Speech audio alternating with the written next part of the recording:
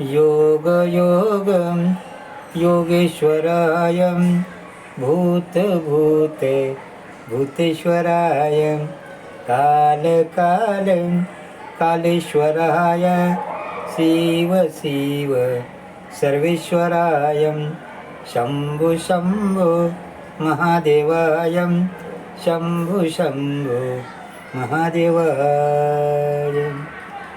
ओम गगनगिरी देवत्वम आत्मत्वम दिव्यत्वम ज्ञानत्वम परमात्मानं दिवेच श्रियमय्यं. ओम गगनगिरी देवत्वम आत्मत्वम दिव्यत्वम ज्ञानत्वम परमात्मानं दिवेच श्रियमय्यं. ओम गगनगिरी देवत्वम आत्मत्वम दिव्यत्वम ज्ञानत्वम परमात्मानं दिवेच श्रियमयम्. ओम शांती शांती शांती. बघा, आपण शांती म्हणलं की शांती आली का? नाही आली. बघा, आपण आता ही बघा, मी आणल्या साखर. ही किती आहे? साखर आहे. एवढी जर साखर आहे, साखर साखर म्हणलं हातात घेऊन बसलं तर मग साखर कळणार आहे का? दिसणार की हे साखरेचं गठळ आहे, ही साखर आहे. पण साखर केव्हा कळणार की साखर तोंडावर मध्ये घातली, जिभेवर ठेवली आणि ती गोड लागली की ही साखरेची चव आहे. मग साखर कळली आपल्याला. तसं शांती कशी कळणार? मग शांती कळायची म्हणजे काय केलं पाहिजे? शांत झालं पाहिजे. काय शांत झालं पाहिजे? चित्त शांत झालं पाहिजे, मन शांत झालं पाहिजे, बुद्धी शांत झाली पाहिजे, शरीर शांत झालं पाहिजे. हे जे काही इंद्रिय आहेत ती शांत झाली पाहिजेत, तेव्हा ती शांती कळणार. म्हणून म्हणलेलं आहे ओम गगनगिरी देवत्व. म्हणजे आपल्याकडं देवत्व आलं की शांती येते. देवत्व आणि ते देवत्व असं येण्यासाठी दिव्य करावं लागतं. ओम गगनगिरी देवत्व दिव्यत्व आत्मत्व. मग आत्म्याची प्रचिती घ्यावी लागते. ओम गगनगिरी देवत्व आत्मत्व दिव्यत्व ज्ञानत्व. ज्ञान प्राप्त करायचं. दिवेच श्रीमया. बघा, आपण साधी गोष्ट सांगितली की आपल्याला ज्ञान झालं, पण ते ज्ञानाची समज आली पाहिजे. म्हणजे ते ज्ञान आपण आपल्यामध्ये उतरवलं. बघा, एक वेळ गगनगिरी महाराजांना मी विचारलं, सहज असं विचारलं की जे ही सूट बूट घेतलेली माणसं सिगरेट पितात, नशा करतात, त्यांना माहिती आहे की याच्यामध्ये कॅन्सर होतो, लंग खराब होतात, याच्यामध्ये निकोटीन आहे, जहरील आहे, अनेक प्रकारचे रोग होतात, तरी पण ही त्यांना अक्कलता आहे, ज्ञानता आहे. मग ही सिगरेट का सोडत नाहीत?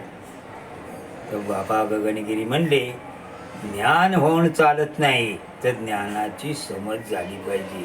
म्हणजे साखर हे ज्ञान आहे. आपल्याला साखर डोळ्यानं पाहिली, कानानं ऐकली, परंतु ते साखरेची समज केव्हा ती तोंडामध्ये घातली की ती गोड आहे असं समजलं.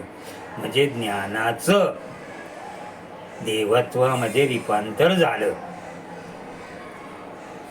शांतीचं रूपांतर आत्मशांतीमध्ये झालं.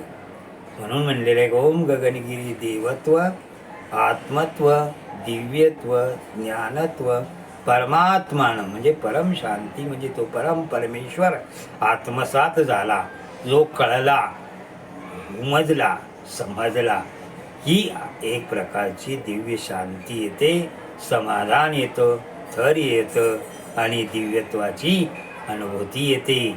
आणि ही प्रत्यक्ष अनुभूती आली की माणूस कसा दिसतोय, वाकडा आहे का तिकडा आहे, हे त्याची आवश्यकता नाही.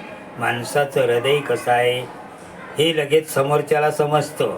बघा, पूर्वीच्या काळी समजे की बाहेर तर कोणीतरी 4 माणसं आलीत, पाहुणे आहेत, परंतु वरून आपण स्वागत करत असतो की या या या, परंतु आपलं आतलं हृदय म्हणते बळ खर्चाला पार. तसं आतलं हृदय हे कसं आहे स्वतःला स्वतःचं कळतं की आपल्याला दिव्य शांती मिळाली का, आपल्याला देव कळलाय का, देवाचं ज्ञान पचलंय का, आणि मग ती शांती आपल्याला मिळाली का. आणि मग ती शांती मिळाली ते देवत्व कळलं की मग कळतं. ओम गगनगिरी देवत्वम आत्मत्वम दिव्यत्वम ज्ञानत्वम परमात्मानं दिवेच श्रियमया. ओम शांती शांती शांती. मग काय होतं, 70 वय होत आलं तरी काय दुखत नाही, काय खुपत नाही, कसलेही डॉक्टरी रिपोर्ट आले तरी मन एकदम शांत असतं, स्थिर असतं, चेहऱ्यावर आनंद असतो, एक दिव्यत्वाची अनुभूती येते. आणि मग ती अनुभूती म्हणजेच ते देवत्व. म्हणून म्हणलेलं आहे ओम गगनगिरी देवत्वम आत्मत्वम दिव्यत्वम ज्ञानत्वम परमात्मानं दिवेच श्रीमया. ओम शांती शांती शांती.